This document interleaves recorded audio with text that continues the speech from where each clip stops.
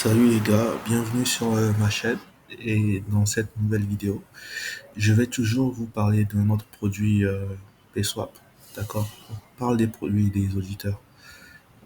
Pour venir sur cette page, vous allez sur pswap.org, vous allez dans l'onglet Earn et vous cliquez sur auditeur là, d'accord?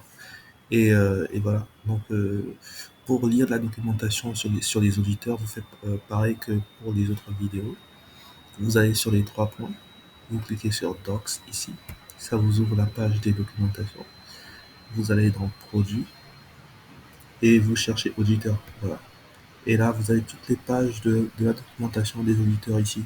Et je vous suggère réellement de lire euh, la documentation des auditeurs pour comprendre en profondeur comment tout le système des auditeurs fonctionne. D'accord. Donc là, on revient sur la page des auditeurs. Et je vais vous parler du produit et de l'utilité du produit des auditeurs. Donc, les auditeurs, c'est le système que a trouvé PSwap pour pouvoir créer de la confiance sur toute la plateforme. D'accord? Et donc, tout comme comme le mot le dit, c'est des gens qui vont auditer tout plein de trucs. Donc, vous avez des auditeurs pour tout plein de trucs. À chaque fois qu'il y a besoin de créer de la confiance sur quelque chose, ça passe par les auditeurs. Quand vous avez besoin de créer, de vérifier votre identité, ça passe par des auditeurs. Quand vous avez besoin de vérifier l'authenticité d'un produit, ça passe par des auditeurs. Quand vous avez besoin de toutes sortes de choses qui a besoin de certification passe par des auditeurs. Donc, si vous êtes quelqu'un qui est capable de certifier certaines choses, si vous avez des compétences pour certifier quoi que ce soit, vous pouvez venir sur la page, vous déployez votre contrat d'audit, d'accord? Euh, et et vous mettez les trucs, vous faites le setup comme c'est décrit dans la documentation. La documentation va sur comment vous faites le setup de votre contrat d'audit. D'accord? Une fois que le setup est fait, les gens peuvent venir postuler pour des audits. D'accord? Ils peuvent venir demander toutes sortes d'audits. Voilà. Et l'audit, quand vous les auditez, en gros, vous leur donnez un badge qui leur permet de prouver ce qu'ils ont besoin de prouver. Donc, si je suis un marchand sur PSwap, par exemple, et que j'ai besoin de vérifier, disons que je vends des sacs de luxe, et j'ai besoin de vérifier, de montrer à mes clients que mes sacs sont euh, vraiment legit, sont vraiment des sacs de luxe et pas de la contrefaçon. Je peux venir sur la page des auditeurs, d'accord? Je vais chercher les auditeurs, je vais trouver l'auditeur qui a le plus de likes dans ma catégorie, donc je peux chercher les catégories ici. Donc pour la catégorie des vêtements de luxe, je peux chercher le numéro, le code de la catégorie de produits de luxe ici, d'accord? Et donc une fois que j'ai trouvé le code, je rentre le code ici et ça me sort que les auditeurs qui certifient les sacs, les produits de luxe.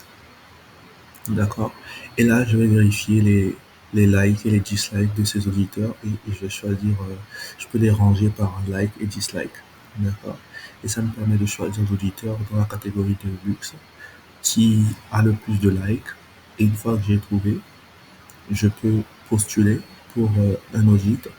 Donc, pour postuler pour l'audit, là, je vais changer de compte. Voilà. Alors, on change de compte. Et là, pour postuler pour l'audit, c'est ça. Je clique sur le lien là, ça m'ouvre la page avec un formulaire pour postuler pour l'audit. Et une fois que j'ai postulé pour l'audit, l'auditeur va euh, créer un compte pour moi s'il est d'accord pour m'auditer. Donc, le compte qu'il crée, c'est un peu comme un compte de, en fait, de paiement. D'accord? Donc, c'est un compte où il dit combien je dois payer pour l'audit. Euh, et en échange de ça, bah, bah, il délivre le badge. D'accord? Donc, vous pouvez réellement aller lire la documentation pour comprendre les détails de comment tout ça se fait. Donc, cette vidéo, c'est juste pour expliquer l'utilité du produit.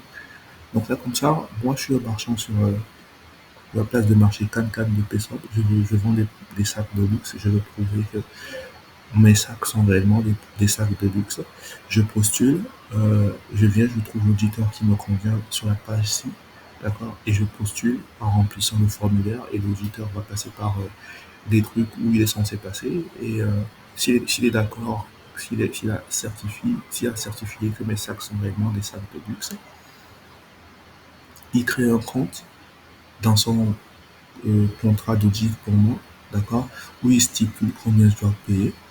Donc, je peux vouloir un audit, il peut dire, OK, je peux juste certifier tes sacs pendant un mois, d'accord? Je peux juste certifier tes sacs pendant un mois. Et là, si tu veux que je certifie le sac pour le deuxième mois, alors tu dois repayer. Donc, il peut me créer un contrat à paiement récurrent comme ça, où je dois payer une certaine somme chaque mois pour continuer d'avoir son badge de certification sur mes sacs. Ou bien il peut avoir un contrat non périodique, un contrat où je paye en une fois, où il certifie peut-être juste un sac que je vends et il va avoir un contrat pour chaque sac que je vends. Il peut le faire comme il veut, d'accord.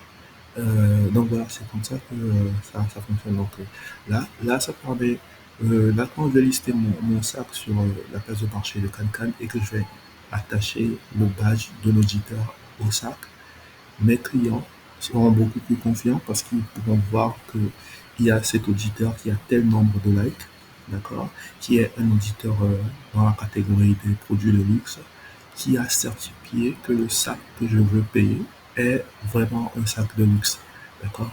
Donc ça lutte contre les contrefaçons et tout ça. Ça offre une bonne façon de lutter contre les contrefaçons et tout ça. Donc, les auditeurs, tu peux avoir des auditeurs pour toutes sortes de choses. Tu peux aussi avoir des auditeurs pour l'identité.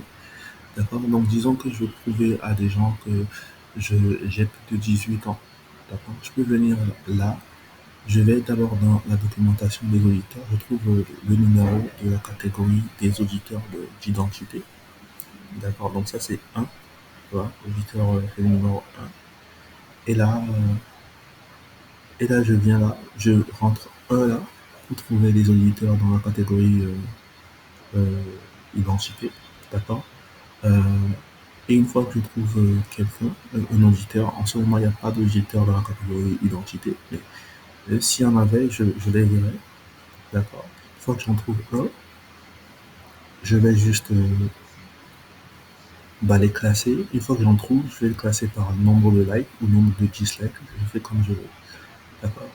Et en fonction de ça, je choisis l'auditeur qui me convient et je postule, comme je vous ai montré tout à l'heure, je postule pour un audit, d'accord. Et une fois que j'ai postulé, le process est déterminé par l'auditeur, d'accord. Comment il fait pour certifier mon identité et tout ça, c'est déterminé complètement par l'auditeur, d'accord.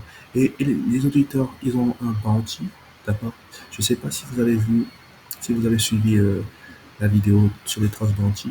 Mais les trust bounty, c'est un système de collatéral où vous déposez une certaine somme pour garantir que vous êtes digne de confiance. Et si vous n'êtes pas digne de confiance, euh, toute personne peut venir vous attaquer, votre trust bounty, pour réclamer une certaine somme sur la somme que vous avez déposée dans le trust bounty. Donc là, c'est un système de confiance, de collatéralisation. Donc chaque auditeur doit avoir un trust bounty en place. D'accord. Et donc comme ça, si un auditeur certifie quelque chose qui n'est pas vrai, les gens qui ont la preuve de cela peuvent venir attaquer le trust bounty de l'auditeur. D'accord. Et d'ailleurs, PSOA encourage même cela. D'accord. Euh, on appelle ça des chasseurs de bounty. D'accord. PSWAP encourage réellement les chasseurs de bounty à venir vérifier toutes les choses que les auditeurs certifient et à attaquer le bounty des auditeurs si jamais euh, ils ont certifié quelque chose de faux. Donc un bounty rentable, un chasseur de bounty par exemple, peut se faire passer pour quelqu'un qui veut se faire certifier une information. D'accord. Si je suis un chasseur de bounty par exemple, je peux mentir, je peux avoir des faux documents et tout ça pour essayer d'induire l'auditeur en erreur, de l'amener à certifier quelque chose qui n'est pas vrai. Et si l'auditeur est réellement qualifié pour certifier les choses, il va détecter que c'est faux, que j'essaie de le tromper, d'accord? Et il va jamais certifier les choses que j'essaie de faire certifier. Mais si c'est pas un bon auditeur, il va se faire avoir. Et là, je vais apporter cette preuve-là à la communauté des transbanquiers et ils vont voter pour que je récupère une grande partie de l'argent qu'il a mis en collatéral. D'accord? Donc, euh, donc c'est comme ça qu'on arrive qu'on arrive à avoir confiance aux auditeurs. C'est comme ça que PSWAP euh, crée le système de confiance des auditeurs. Voilà. Donc les auditeurs sont les garants de tout le système parce que tout le système fonctionne sur la confiance. Et en tant que garant de tout le système, les auditeurs sont tenus d'avoir des collatéraux en place qu'on peut attaquer si jamais il y a des problèmes. Et en même temps, PSWAP encourage les chasseurs de bandits à forcer les auditeurs à être dignes de confiance. Parce que si les auditeurs ne sont pas dignes de confiance, alors voilà, d'accord. Et il y a quelque chose. Alors tout le système s'écroule. Voilà. Donc, euh, donc voilà. Il y a un autre truc avec les auditeurs, un dernier détail dont je vais vous parler, c'est les data keepers. Les data keepers, d'accord. En français, je pense que la traduction, ça va être les gardeurs les conservateurs de données, d'accord. Donc voilà, donc, donc voilà, prenons le cas des audits d'identité par exemple. Donc vous avez présenté vos pièces d'identité à un auditeur pour certifier que vous avez tel âge et que vous avez plus de 18 ans, d'accord. Euh, donc lui, il peut soit certifier l'information et ensuite l'effacer complètement de son côté, ne plus avoir accès à l'information, d'accord. Euh, Et donc là, vous êtes la seule personne qui gardait l'accès à votre information. L'auditeur n'a plus accès à l'information et il ne pourra même plus s'en rappeler parce qu'il a tellement d'audits qu'il fait, il ne peut pas se rappeler que telle personne et telle personne s'il ne prend pas des notes. D'accord. Donc, la différence entre les gens qui sont des data keepers et les gens qui ne sont pas des data keepers, c'est que les data keepers conservent l'information quelque part. D'accord. Ils vont prendre votre identité, ils vont conserver ça, ils vont dire, ok, telle personne, bon voilà, c'est cette autre personne-ci. D'accord. Le profil-ci, voici son nom, voici son âge, voici tout ça sur lui. D'accord. Et les non-data keepers, ils vont pas garder cette information-là. D'accord. Donc, si vous vous faites auditer par des data keepers, si vous voulez filtrer par rapport aux data keepers, si vous voulez que les data keepers, vous cliquez sur ça. D'accord. Voilà. Et, et donc voilà, c'est comme ça que ça fonctionne.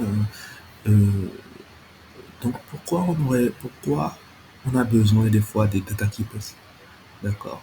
Il y a des services qui demandent ça, d'accord? Des services de KYC par exemple. Disons que vous avez besoin vous allez, vous allez utiliser un service de location de véhicules par exemple. Donc vous amenez un badge d'un auditeur qui certifie que euh, vous avez plus de 18 ans, que vous savez rouler, et tout ça. Mais le badge ne manque pas votre nom, d'accord. Pour des raisons de confidentialité, par exemple. Donc, en se basant sur la confiance qu'ils ont pour l'auditeur qui a certifié cette information pour vous, le service de location de véhicule va vous laisser votre véhicule, va vous laisser le véhicule, va vous laisser emprunter le véhicule. Mais disons que vous êtes malhonnête et que vous vous enfuyez avec le véhicule. Si l'auditeur est un data keeper, le service de location de véhicule peut venir contacter l'auditeur avec la preuve que vous vous êtes enfui avec le véhicule et le data keeper va aller dans ses données, récupérer les informations, votre adresse et toutes les informations sur vous, d'accord, qu'il n'y avait pas sur le badge.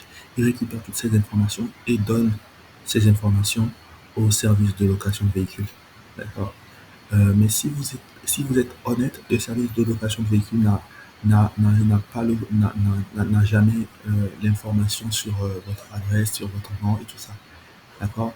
Ils ont l'information seulement si vous êtes malhonnête et que vous vous êtes enfui avec le véhicule et qu'ils sont capables de prouver ça au- au- à l'auditeur. C'est seulement là que l'auditeur peut leur donner l'information. Donc c'est ça l'utilité des data keepers. Ça permet d'utiliser des services qui ont besoin de savoir qui vous êtes de façon anonyme. D'accord? Parce que vous n'êtes pas anonyme au data keeper, à l'auditeur. D'accord? Et n'oublions pas, l'auditeur, c'est la personne que vous avez vous-même choisie, c'est quelqu'un en qui vous avez confiance.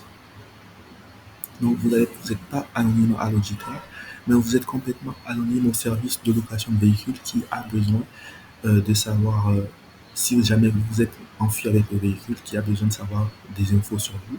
Ils n'ont pas l'info que, ils ont l'info sur vous que quand vous êtes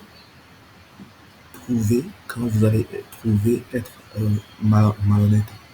D'accord? Donc c'est ça l'utilité des data keepers, ça permet d'avoir une sorte de, euh, bloc de buffer entre l'information et le service de location. En fait. Donc le service de location a l'information que si vous êtes que pour les gens qui sont prouvés être malhonnêtes. D'accord? Donc c'est comme ça, voilà. C'est comme ça que ça fonctionne. C'est pour ça que j'utilise le service de Data Keepers. D'accord? Donc ça peut être une très bonne solution au problème de KYC qu'on a avec la crypto, parce qu'on a d'un côté les gens qui veulent pas faire de KYC parce qu'ils veulent pas divulguer toutes ces informations sur eux.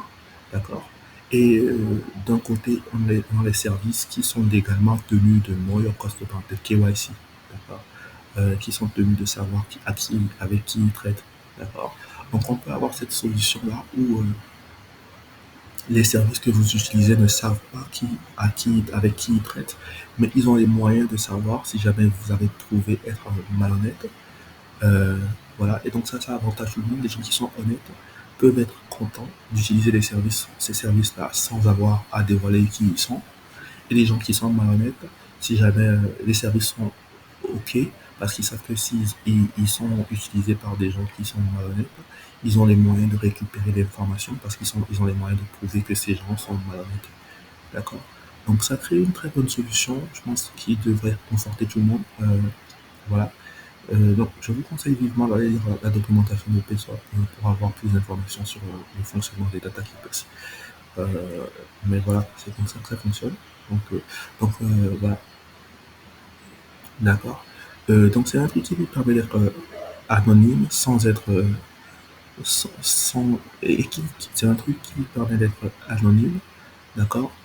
Mais si vous êtes malhonnête, ça garde quand même la possibilité de dévoiler votre anonymité. Donc c'est une pseudo-anonymité en gros qui avantage tout le monde, d'accord. Voilà. Euh, donc les auditeurs, c'est ça. Alors, il y a toutes sortes de choses que vous pouvez faire avec avec les auditeurs. Euh, et, euh, et voilà, je vous suggère d'aller lire la documentation pour avoir plus d'informations sur ça.